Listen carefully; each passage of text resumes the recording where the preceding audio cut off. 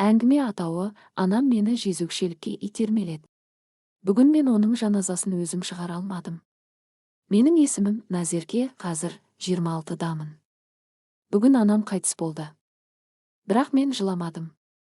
Керісінше жүрегім тынышып қалғандай.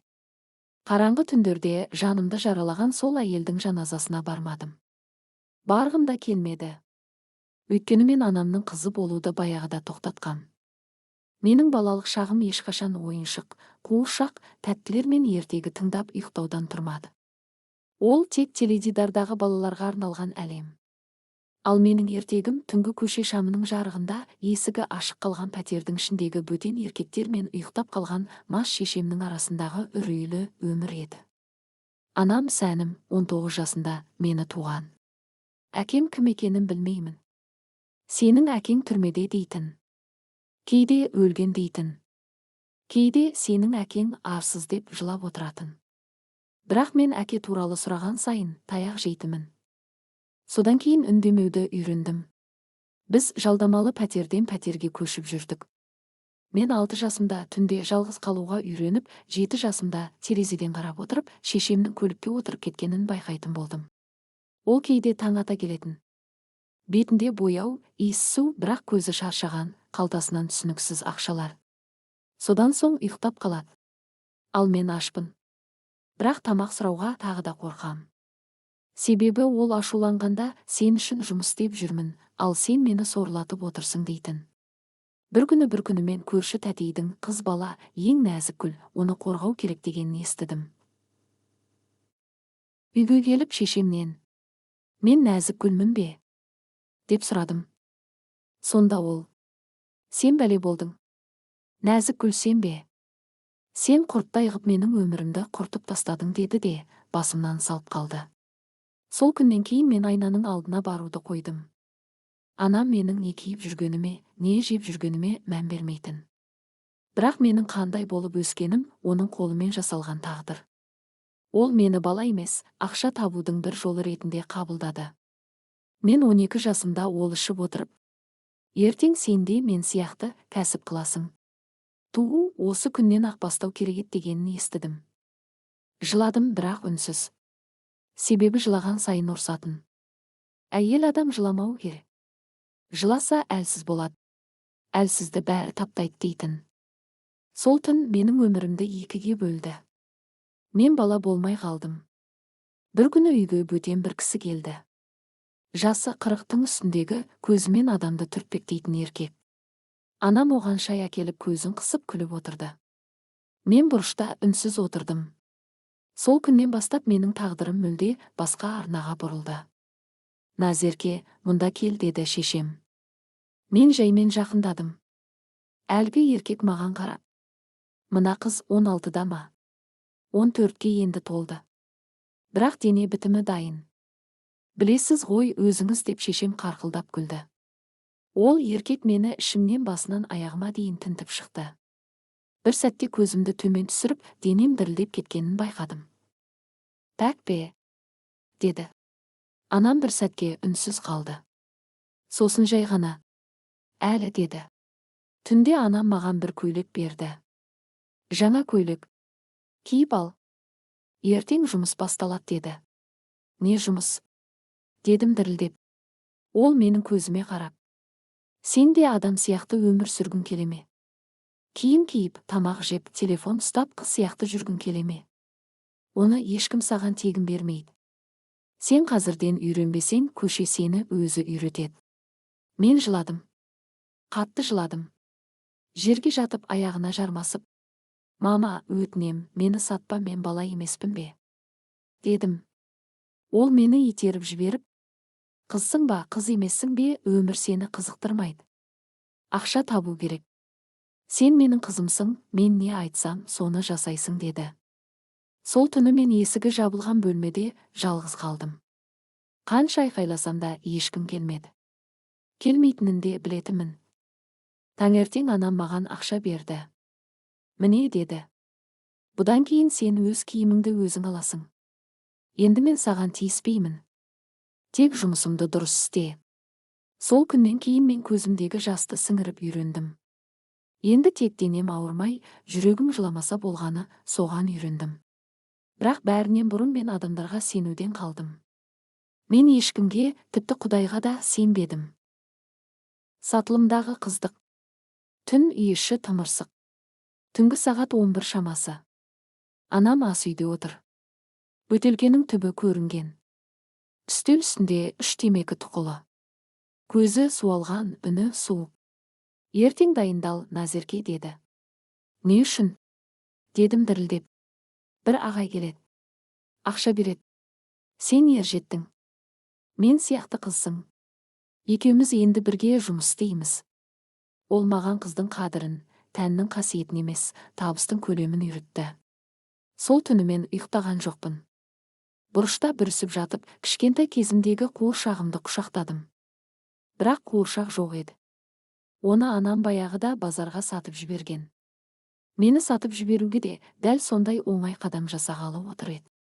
Келесі күні есіктен бейтаныс шүйкедей еркек кірді. Шығып кеткен, көзі қызарып тұр. Мынау ма? Деді. Анам үнсіз бас изеді. Мен отыра беріп құладым. Қорықпа, бір рет қана. Сосын бай боласың, деді анам. Мама, мен бала емеспін бе? Дедім. Жоқ, енді сен бала емессің. Енді сен жұмыс істеуің керек.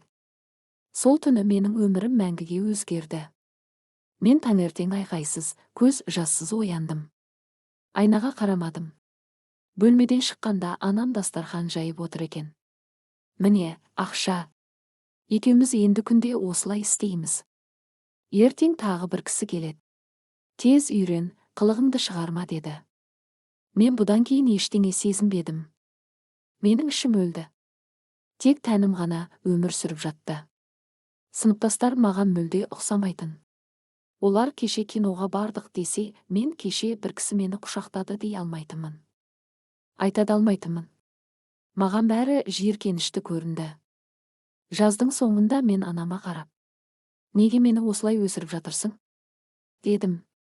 Сонда ол, себебі мен де осылай өскенмін. Менің шешем де мені 13 жасымда біреуге берген.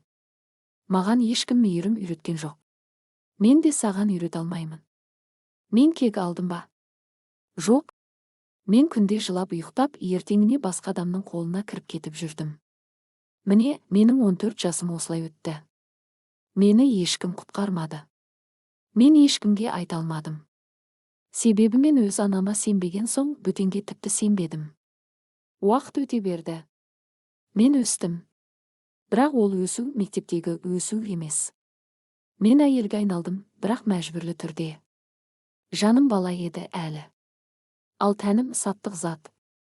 16 жасымда мен ештеңеге таңғалмайтын болдым. Жыл сайын жаңа жыл, туған күн, Наурыз дегендер тек өзгелер үшін болатын. Мен үшін ол тағы бір түн, тағы бір бөтен еркек, тағы бір ақша дегенді білдіретін.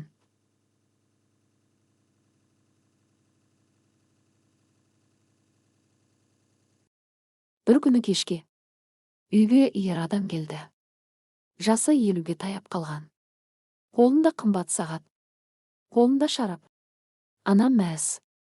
Осы кісіге ұнай қалсаң, ол сені шетелге алып кетуі мүмкін, деді. Мен үнсіз отырдым. Киімімді киген жоқпын. Жуынған да жоқпын. Бөлмеге кірмедім. Ол еркек анама, мына қыздың көзі өлген адамның көзі сияқты, деді. Анам, сендерге еркелік керек пе, ақша керек пе? Деп тағы ішіп кетті. Түнде мен онымен қалудан бас тарттым. Бірінші рет. Мен жоқ дедім. Сол түні шешем мені тұншықтыра жаздады. Кір жуатын шлангпен ұрды. Айғайлады. Сен кімсің, а? Мен сені бағам, асыраймын. Сен менің инвестициямсың. Инвестиция. Сол сәттен бастап мен оны жек көрдім. Жек көрген сайын ішімде бірдеңе өсе бастады. Өш, кек, қара түнек. Мен. Бір күні сен өлерсің. Сол кезде мен сенің қабіріңнің басына келмеймін, дедім. Ол күлді. Сен бәрібір маған байландың. Тіпті жек көрсең де менсіз тірлік сүре алмайсың, деді. Мен сол түні ас үйдің бұрышында отырдым. Телефонды алып, өзіме сәмі жаздым. Назерке, сен тірісің. Сен тірі қалуың керек. Бұл өмір сенікі емес. Бір күні бұл тозақ бітеді. Сол түн менің ішкі оянуым болды. Жек көру кек емес. Жек көру өзіңді қорғаудың соңғы сатысы екен. Бір жігіт мені адам екенімді еске салды. Бірақ ол мені тастап кетті. Мен 19 жаста едім. Өзімді тірідей өлгендей сезініп жүрген кезім. Бір күні кофе ішіп отырғанымда ол келді. Қарапайым, көзі жылы. Әзілдейді, бірақ шектен аспайды. Аты Асылжан. Сәлем, күліп отыратын қыздардың көзі неге жылап тұр? Деді. Мен үндемедім. Күлуге де, сенуге де қорқатынмын. Себебі осыған дейін барлық жылы сөз арзан ұсыныстың алғы шарты еді. Бірақ бұл жігіт басқа еді. Бірнеше апта бойы кездесіп жүрдік. Мені ешкім сияқты емес, адам ретінде қабылдады.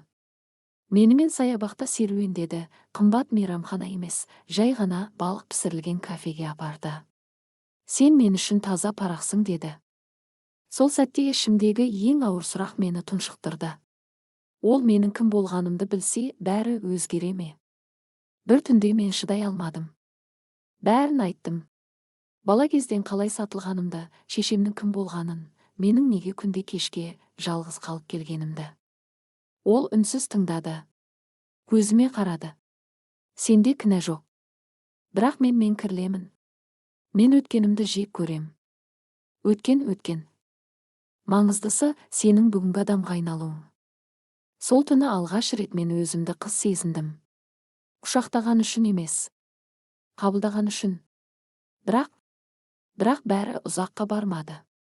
Бір күні ол жоқ болды. Хабарласпады. Парақшасы жабық. Телефоны сөнген. Бір досынан естідім. Ол бір шындықты қабылдай алмады. Сені сүйсе де, қоғамда сенің өткеніңнен ұялып жүр. Мен тағы да жалғыз қалдым. Бірақ бұл жолы бұрынғыдай емес. Мен әлсіз емес едім. Себебі ол маған бір шындықты үйретіп кетті.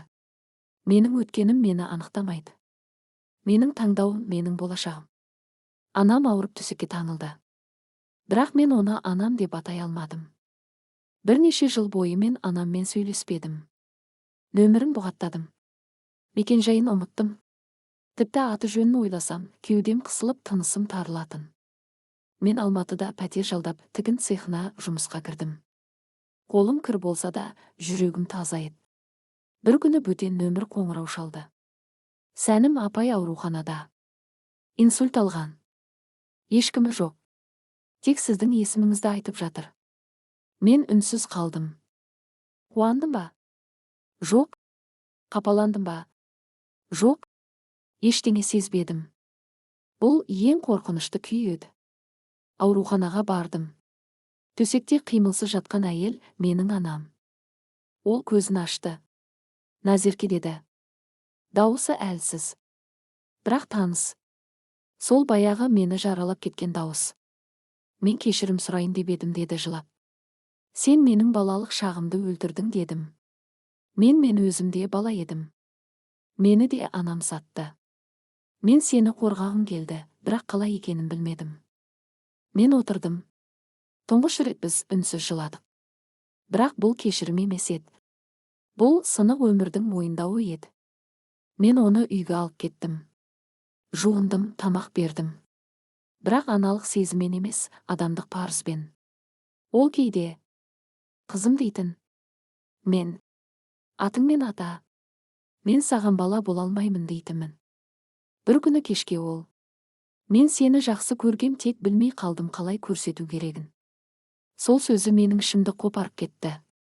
Себебі кеш болды. Бәріне кеш еді. Әңгіме, анам мені жезөкшелікке итермеледі. Анам төсекте қозғала алмай жата берді.